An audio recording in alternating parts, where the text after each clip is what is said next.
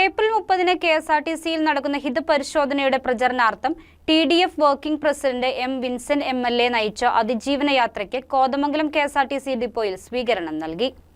ടിഡിഎഫ് vice president Sirajuddin എസ്എസിന്റെ അധ്യക്ഷതയിൽ നടന്ന യോഗം കെപിസിസി മെമ്പർ ശ്രീ എ.ജി. ജോർജ് ഉദ്ഘാടനം ചെയ്തു. ഇവിടെയുള്ള ഫാക്ടറികൾ എല്ലാം പൊട്ടിപ്പോയി ലക്ഷക്കണക്കിന് ആൾക്കാർക്ക് തൊഴിലില്ലാതെ, അതുപോലെ തന്നെ സാധാരണ ജനങ്ങൾക്ക് ജീവിക്കാൻ നിർത്തിയ കർഷകർക്ക് ജീവിക്കാൻ നിർത്തിയില്ല, അതുപോലെ വ്യവസായികൾ നിർത്താൻ നിർത്തിയില്ല.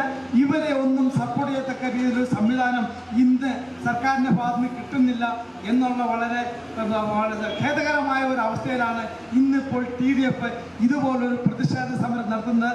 നിങ്ങളുടെ പ്രതിഷേധ സമരം അത് ശക്തമായ രീതിയിലേക്ക് മുന്നോട്ട് പോകണം, അവകാശങ്ങൾ പിടിച്ചു പറ്റണം, ഒരു വിട്ടുവീഴ്ചയില്ലാത്ത രീതിയിലേക്ക് സമരം മുന്നോട്ട് പോകാൻ എല്ലാവിധ ആശംസയും നേർന്നുകൊണ്ട് ഐഎൻസി ബ്ലോക്ക് പ്രസിഡന്റ് ഷമീർ പനക്കൽ മുഖ്യപ്രഭാഷണം നടത്തിയ യോഗത്തിൽ Perumbavoor MLA Eldhose Kunnappilly, INTUC regional vice president K C. Mathews, Karshaka Congress സംസ്ഥാന secretary P C. George, M S. Eldhose, youth Congress state secretary Anoop Eettan, transport workers union സംസ്ഥാന treasurer Vijayakumari, drivers union state treasurer Joby Augustine എന്നിവർ സംബന്ധിച്ചു. കെഎസ്ആർടിസിയുടെ 520 റൂട്ടുകൾ സ്വകാര്യവൽക്കരിക്കുന്നതിനെതിരെയും കെഎസ്ആർടിസിയിലെ പർച്ചേസിംഗിലെയും ഇടിഎം വാങ്ങുന്നതിലെ ക്രമക്കേടുകൾ സംബന്ധിച്ചും ശക്തമായ പ്രതിഷേധം രേഖപ്പെടുത്തി. ഏപ്രിൽ 30-ന് നടക്കുന്ന റഫേർട്ടത്തിൽ ടിഡിഎഫിന് ഏറ്റവും വലിയ കക്ഷിയാകുന്നതിന് പരിശ്രമിക്കണമെന്ന് ജീവനക്കാരെ ഓർമ്മിപ്പിച്ചു.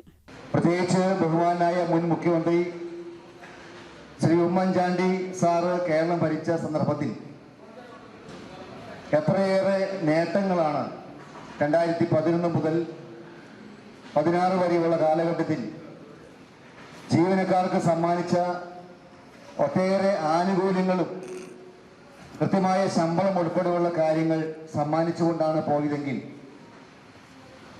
ഈ ഗവൺമെന്റ് വന്നതിന് ശേഷം എല്ലാ ജീവനക്കാരും അസംതൃപ്തിയിലാണ് എന്നുള്ളതാണ് വസ്തുത. 40,000-ത്തിലധികം സ്ഥിര ജീവനക്കാർ ഉമ്മൻചാണ്ടി ഗവൺമെന്റ് കാലഘട്ടത്തിൽ ഉണ്ടായിരുന്നെങ്കിൽ ഇന്ന് അത് പകുതിയിലേക്ക് താഴ്ന്നു. 20,000 സ്ഥിര ജീവനക്കാരേ ഉള്ളൂ. ഒരു സ്വകാര്യവൽക്കരണം ഗവൺമെന്റ് നേരിട്ട് പോയാൽ കേരളത്തിന്റെ സാമൂഹ്യ സാഹചര്യം അനുസരിച്ച് ജനങ്ങൾ സ്വകാര്യവൽക്കരണത്തെ എതിർക്കും എന്നുള്ളത് കൊണ്ടാണ് കെഎസ്ആർടിസിയുടെ സ്വകാര്യവൽക്കരണത്തിന് തുടക്കം കുറിക്കാൻ ജീവനക്കാരുടെ ശമ്പളം പിടിച്ചു തുടങ്ങിയത്.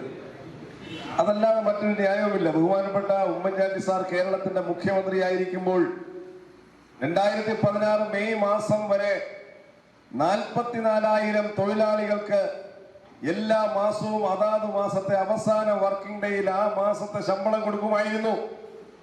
ഉമ്മൻചാണ്ടി സാർ മാറി ഇടതുമുന്നണി അധികാരത്തിൽ വന്ന ആദ്യ മാസം മുതൽ ശമ്പളം മുടക്കി തുടങ്ങിയതാണ്. എന്താണ് കാരണം? News desk K C. വിനൂസ്.